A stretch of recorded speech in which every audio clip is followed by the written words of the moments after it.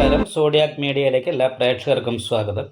ഒരു പുതിയ വർഷം തുടങ്ങുകയാണ്. അപ്പോൾ ഈ വർഷത്തെ ആദ്യത്തെ മാസമായ ജനുവരി മാസത്തിൽ പൂയ നക്ഷത്രക്കാർക്കുള്ള ഗുണദോഷ ഫലങ്ങൾ എന്തൊക്കെയാണ് എന്ന് പരിശോധിച്ച് നോക്കാം. പൂയ നക്ഷത്രക്കാരെ സംബന്ധിച്ച് കർക്കിടകക്കൂറാണ്. അപ്പോൾ കർക്കിടകക്കൂറുകാർക്ക് 12ലാണ് വ്യാഴം. 12ാം വ്യാഴം എന്ന് പറയുമ്പോൾ കയ്യിലേക്ക് വരുന്ന ഭാഗ്യം കൂടി നഷ്ടപ്പെട്ടു പോകും. ധനകാരകനായിരിക്കുന്ന വ്യാഴം 12 നിൽക്കുന്നവരും വീട് വിട്ട് അന്യദേശത്ത് നിൽക്കുന്നവർക്ക് അനുകൂലമായിരിക്കുന്ന ഗുണഫലങ്ങൾക്ക് യോഗമുള്ളൊരു മാസമാണ്. ഭാഗ്യസ്ഥാനത്ത് ശനിയാണ്. അപ്പോൾ അത് കാരണം കൊണ്ട് ഭാഗ്യത്തിന് കുറവുണ്ടാകാനുള്ള സാധ്യതയുണ്ട്. കാരണം അടസപ്രേഷൻ നിര്യാണകാരകനായിരിക്കുന്ന ശനി ഭാഗ്യസ്ഥാനത്ത് നിൽക്കുന്നത് അഷ്ടമാധിപതിയായിട്ടാണ് നിൽക്കുന്നത്. നിവർത്തി സ്ഥാനാധിപതിയും കൂടിയാണ് എന്നാൽ പോലും. അപ്പോൾ എല്ലാ കാര്യങ്ങളും വളരെ സ്ലോ ആയിട്ട് ഉണ്ടാകുന്ന ഒരു സമയമാണ് ഈ ഭാഗ്യസ്ഥാനത്ത് ശനി നിൽക്കുന്ന സമയം. അതേപോലെ ധനസ്ഥാനത്ത് കേതുവാണ്. അപ്പോൾ നല്ല ഉദ്ദേശത്തോട് സംസാരിച്ചാൽ ചിലപ്പോൾ കേൾക്കുന്നവർക്ക് അപ്രിയമായിട്ട് തോന്നും. സാമ്പത്തിക ഞെരുക്ക് ഉണ്ടാകാനുള്ള സാധ്യതയുണ്ട്. 17ാം തീയതി വരെ സഹായ സ്ഥാനാധിപതിയും അതേപോലെ ദുരിതഭവനാധിപതിയായിട്ട് ബുധൻ ശത്രുസ്ഥാനത്ത് ശത്രുകാരകനായിരിക്കുന്ന ചൊവ്വയോട് ചേർന്നാണ് നിൽക്കുന്നത്. അപ്പോൾ സഹായികളുടെ ഭാഗത്തു നിന്നും പ്രതീക്ഷിക്കുന്ന രീതിയിലുള്ള ഒരു ഗുണം കിട്ടാനുള്ള സാധ്യതയില്ല. എന്നാൽ പോലും 6ാം ഭാവത്തിൽ നിൽക്കുന്ന ചൊവ്വ ശത്രുദോഷത്തിൻ്റെതായിരിക്കുന്ന ദുരിതം ചെയ്യില്ല എന്ന് പറയുന്നൊരു ഗുണമുണ്ട്. അതേപോലെ ചൊവ്വ രുചകായോഗം ചെയ്തുകൊണ്ട് 15ാം തീയതി മുതൽ 7ാം ഭാവത്തിലേക്ക് വരും. അപ്പോൾ ഉത്സാഹം വർദ്ധിക്കും, ശൗര്യം വർദ്ധിക്കും, അതിൻ്റെ സാഹസ പ്രവൃത്തി ചെയ്തും ധനം സമ്പാദിക്കാനായിട്ട് സാധിക്കുന്ന സമയമാണ്.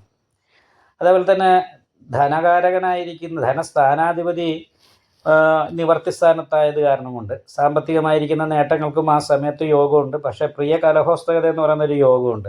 അതായത് ശുക്രനും 7ാം ഭാവത്തിൽ ബാധകാധിപതിയായിട്ടാണ് നിൽക്കുന്നത്. അപ്പോൾ ദാമ്പത്യ സുഖക്കുറവ് പോലെയുള്ള കാര്യങ്ങൾ, കാമുകന്മാർ തമ്മിൽ അഭിപ്രായ വ്യത്യാസം പോലെയുള്ള കാര്യങ്ങൾ, ചെറിയ കാര്യത്തിന് കലഹങ്ങൾ, ഇങ്ങനെയുള്ള കാര്യങ്ങൾക്ക് യോഗമാണ്. അത് മാത്രമല്ല ബുധൻ അങ്ങോട്ട് മാറുന്നുണ്ട് 17ാം തീയതി. അപ്പം ബുധൻ ചൊവ്വയോട് യോഗം ചെയ്ത് മാറുമ്പോൾ രുചകായോഗത്തിൻ്റെ ഗുണഫലം അനുഭവിക്കുമെങ്കിൽ പോലും ബുധൻ സഹായ സ്ഥാനാധിപതിയാണ്. അപ്പോൾ ആ സഹായ സ്ഥാനാധിപതി ദുരിതഭവനാധിപതിയാണ്, ബാധകാധിപതിയോട് ചേർന്ന് നിൽക്കുന്നു എന്ന് പറയുന്ന ഒരവസ്ഥയാണുള്ളത്. അപ്പോൾ അത് ദാമ്പത്യ സംബന്ധമായിരിക്കുന്ന കാര്യങ്ങൾ കുറച്ച് ദോഷം. ആഗ്നേയഗ്രഹമായിരിക്കുന്ന സൂര്യൻ ഏഴിക്കുമ്പോൾ ഭാര്യയ്ക്ക് ചില്ലറ രോഗാവസ്ഥ, ദേഷ്യം, എടുത്തിയായിട്ട് ഇങ്ങനെയൊക്കെയുള്ള പ്രശ്നങ്ങളും പ്രതിസന്ധികളും അനുഭവപ്പെടാൻ സാധ്യതയുണ്ട്. അഷ്ടമത്തിലാണ് രാഹു. അപ്പോൾ അത് കാരണം നാഗദോഷവും കുറച്ച് പ്രബലമാണ്. അത് കാരണം കൊണ്ട് നാഗപൂജ ചെയ്യാനായിട്ട് പ്രത്യേകം ശ്രദ്ധിക്കണം. 7ാം ഭാവത്തിൽ സൂര്യൻ അനിഷ്ടസ്ഥാനത്താണ് നിൽക്കുന്നത്. ശിവക്ഷേത്രത്തിൽ ശംഖാഭിഷേകം, നെയ്വിളക്ക് പോലെയുള്ള കാര്യങ്ങൾ നല്ല പ്രാർത്ഥന ഉണ്ടാകണം. ഭാഗ്യസൂക്താർച്ചന ചെയ്യണം. ദേവീക്ഷേത്രത്തിൽ ഗുരുതി പുഷ്പാഞ്ജലി അല്ലെങ്കിൽ രക്തപുഷ്പാഞ്ജലിയൊക്കെ കഴിപ്പിക്കണം. നല്ല പ്രാർത്ഥന ഉണ്ടാകണം. ഈ നിവർത്തി സ്ഥാനാധിപതിയായിരിക്കുന്ന ശനി ഭാഗ്യസ്ഥാനത്ത് നിൽക്കുന്നതുകൊണ്ട് ഭാര്യയിലും ഭാര്യ കുടുംബങ്ങളിൽ നിന്നൊക്കെ അനുകൂലമായിരിക്കുന്ന ഗുണഫലങ്ങൾ അനുഭവിക്കാനുള്ള ഒരു യോഗമുണ്ട്. അതേപോലെ 12ാം വ്യാഴം എന്ന് പറയുമ്പോൾ വീട് വിട്ട് നിൽക്കുന്നവരെ സംബന്ധിച്ചാണ് അനുകൂലമായിരിക്കുന്ന ഗുണഫലങ്ങൾക്ക് യോഗം കാണുന്നത്. എങ്കിലും 12ാം വ്യാഴത്തിന് ദോഷപരിഹാരമായിട്ട് വിഷ്ണു ക്ഷേത്രത്തിൽ ഭാഗ്യസൂക്താർച്ചനയും നെയ്വിളക്കൊക്കെ കഴിപ്പിച്ച് നല്ല രീതിയിലുള്ള പ്രാർത്ഥന ഉണ്ടാകണം. നവഗ്രഹ പൂജ ചെയ്യുന്ന ക്ഷേത്രത്തിൽ രാഹുപൂജയും കേതുപൂജയും ചെയ്യുന്നതും നല്ലതാണ്. ഇതുപോലെയുള്ള പ്രാർത്ഥന വഴിപാട്, അതുപോലെ തന്നെ കുടുംബക്ഷേത്രത്തിൽ യഥാശക്തി വഴിപാടൊക്കെ ചെയ്ത് നന്നായിട്ട് പ്രാർത്ഥിക്കാം. ഈ പ്രാർത്ഥനയും അതുപോലെ തന്നെ വഴിപാട് പോലെയുള്ള കാര്യങ്ങളൊക്കെ ഉണ്ടെങ്കിൽ വലിയൊരു ദോഷമില്ലാതെ 12ാം വ്യാഴം ആണെങ്കിൽ പോലും അനുകൂലമായിരിക്കുന്ന ഗുണഫലങ്ങൾ ഈ മാസത്തിൽ അനുഭവിക്കാനായിട്ട് സാധിക്കും.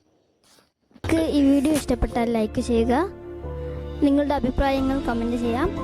ജ്യോതിഷവുമായി ബന്ധപ്പെട്ട കൂടുതൽ കാര്യങ്ങൾ അറിയാൻ ഈ ചാനൽ സബ്സ്ക്രൈബ് ചെയ്യുക. ഞങ്ങളുടെ ഓൺലൈൻ കൺസൾട്ടൻസി നമ്പർ താഴെ ഡിസ്ക്രിപ്ഷൻ ബോക്സിൽ കൊടുത്തിട്ടുണ്ട്. ആവശ്യമുള്ളവർക്ക് കോൺടാക്റ്റ് ചെയ്യാവുന്നതാണ്.